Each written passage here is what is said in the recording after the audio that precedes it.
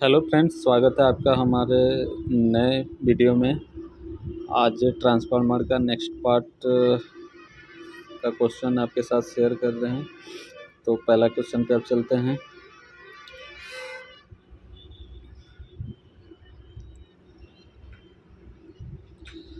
हमारा पहला क्वेश्चन है कि आउटपुट वोल्टता के आधार पर ट्रांसफार्मर कितने होते हैं, यानी कि जो आउटपुट में वोल्टेज हमको प्राप्त होता है उसके आधार पर ट्रांसफार्मर, तो वोल्टेज ही ट्रांसफार्मर चेंज करता है। वो या तो वो हाई वोल्टेज देगा या लो वोल्टेज देगा। अगर हाई वोल्टेज देता है तो स्टेप अप होगा, लो वोल्टेज देगा तो स्टेप डाउन होगा। उसी का हिंदी अर्थ है अपचाई और उपचाई। हमेशा इंग्लिश का जो ऑप्शन होता है वही लास्ट में करेक्ट माना जाता है, तो कभी भी इंग्लिश के ही ऑप्शन को चूज करें।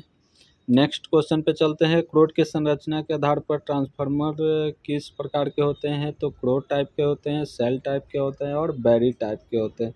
टोटल 3 टाइप के फिजिकल प्रकार पूछा जा रहा है। नेक्स्ट क्वेश्चन पे चलते हैं। ट्रांसफार्मर में प्राथमिक कुंडली संयोजित होती है, तो जो ट्रांसफार्मर में प्राइमरी कुंडली होता है वो संयोजित होता है विद्युत स्रोत से, और सेकेंडरी वाइंडिंग जो होता है वो संयोजित होता है लोड से। ठीक है।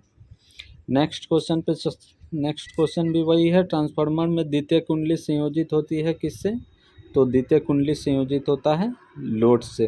ट्रांसफार्मर का मेन लाभ क्या होता है? तो इसका एफिशिएंसी बहुत ज़्यादा होती है, दक्षता 90 से 98% होती है, क्योंकि इसमें कोई मूविंग पार्ट नहीं होता है, तो लॉसेज जो होता है कम होते हैं।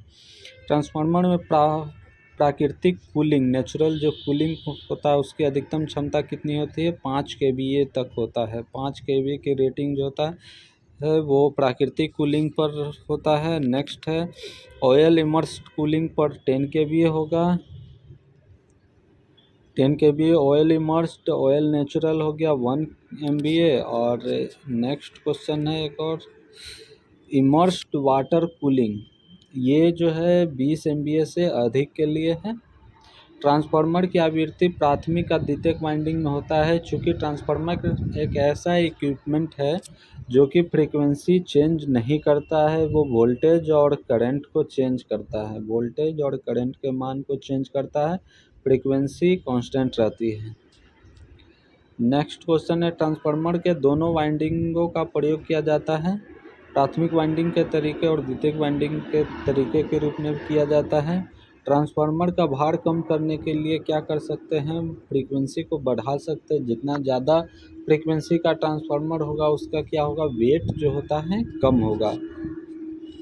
नेक्स्ट क्वेश्चन पे चलते हैं। गर्म रोल्ड स्टील की अधिकतम फ्लक्स घनत्व कितना वेबर होती है?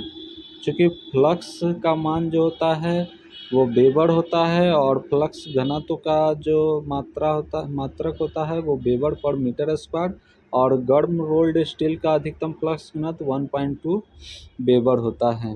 नेक्स्ट है CRGO का भार जो होता है गर्म रोल्ड स्टील से 0.75 गुना ज़्यादा होता है। इसका रेशियो भी पूछा जाता है दोनों के बीच। CRGO गर्म रोल्ड स्टील का वेट का अनुपात 0.75 होता है। नेक्स्ट क्वेश्चन है। ताम्र का भार ट्रांसफार्मर में निर्भर करता है, तो तांबे का भार जो है ट्रांसफार्मर में निर्भर करता है, लंबाई पे भी निर्भर कर सकता है। कॉपर लॉस का बात किया जा रहा है।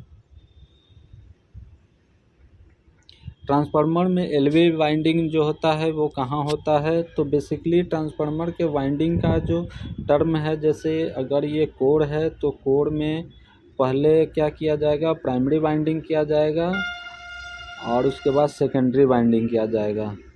और अगर ये टर्म आएगा कि स्टेप अप या स्टेप डाउन है, तो उसमें अगर ट्रांसफार्मर क्या है? स्टेप अप है, यानी कि प्राइमरी जो होगा ये LV होगा, और जो प्राइमरी वाइंडिंग होगा LV वाइंडिंग हो, LV लो वोल्टेज साइड का होगा, और HV वाइंडिंग जो होगा वो सेकेंडरी साइड का होगा। तो LV को क्या किया जाएगा? कोर के पास रखा जाएगा, और HV को कोर के ऊपर रखा जाएगा।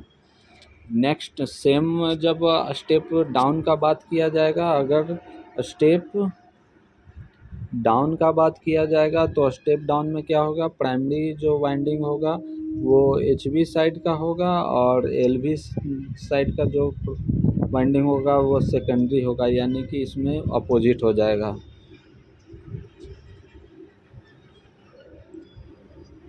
ट्रांसफार्मर वाइंडिंग में LV वाइंडिंग को कोर के पास रखने के कारण कम इंसुलेशन की आवश्यकता होती है।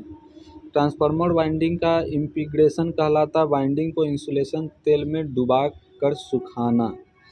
ट्रांसफार्मर का लीकेज फ्लक्स प्राथमिक लीकेज फ्लक्स तथा द्वितीय लीकेज फ्लक्स दोनों जुड़ जाते हैं।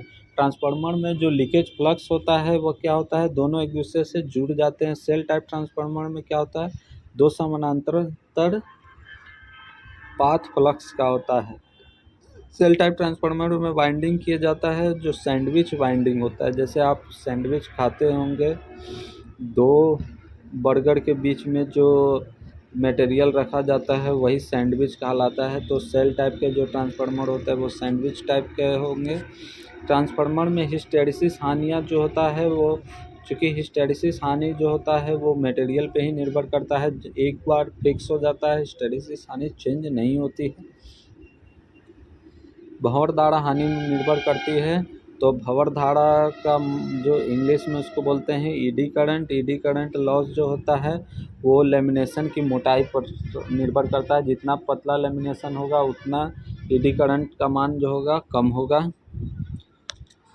नेक्स्ट क्वेश्चन है, अगर वोल्टेज को कांस्टेंट कर दे और आवृत्ति बढ़ाए तो हिस्टैरिसीस हानियाँ क्या होगा। क्वेश्चन काफ़ी अच्छा क्वेश्चन है। अगर वोल्टेज जो है वो कांस्टेंट रहता है, ठीक है, और फ्रीक्वेंसी को क्या होगा, बढ़ाएंगे, तो हिस्टैरिसीस हानि का क्या मान होगा, तो हिस्टैरिसीस हानि भी होगा, क्या होगा, बढ़ेगा। चूँकि ये गलत दिया, बढ़ जाएगा। हिस्टैरिसीस हानि का मान, आप हिस्टैरिसीस हानि का फार्मूला देख सकते हैं हिस्टैरिसीस लॉस का। तो यहाँ जो फ्रीक्वेंसी है जो डायरेक्टली प्रोपोर्शनल है। तो जैसे ही फ्रीक्वेंसी का मान बढ़ेगा वो हिस्टैरिसीस लॉस का मान भी बढ़ेगा और भंवर धारा हानि का मान जो होता है और ज़्यादा बढ़ेगा। तो हिस्टैरिसीस लॉस का फार्मूला भी आप देख सकते हैं। हिस्टैरिसीस लॉस का है बी मैक्सिमम का whole square 1.6 frequency into volume मोटाई। फिर भंवर धारा हानि का फार्मूला है बी मैक्सिमम का स्क्वायर फ्रीक्वेंसी का स्क्वायर थिकनेस का स्क्वायर और वॉल्यूम। जो परत होता है, जो लेमिनेटेड परत होता है उसके थिकनेस जितना पतला होगा एडी करंट का मान क्या होगा उतना कम होगा। जितना ज़्यादा मान रखा जाएगा उतना क्या होगा, भंवर धारा हानि ज़्यादा होगा।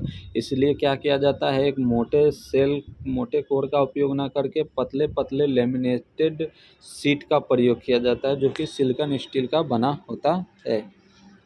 तो इस वीडियो में इतना ही दोस्तों। अगर आपको ये वीडियो इन्फॉर्मेटिव लगती है तो अपने दोस्तों के साथ इसे शेयर करें और जो भी कैंडिडेट टेक्निकल की तैयारी कर रहे हैं कृपया हमारे चैनल के जो भी वीडियो है उसको वॉच करें और अपने दोस्तों के साथ शेयर करें और अपना सजेशन दें कि हम किस टॉपिक पे वीडियो बनाएं। और अगर आपको कोई कन्फ्यूज़न लगता है वीडियो में कोई किसी भी क्वेश्चन में या और भी कोई क्वेश्चन हो जो डाउट हो आपको पूछना हो तो कमेंट सेक्शन में आप हमें कमेंट कर सकते हैं।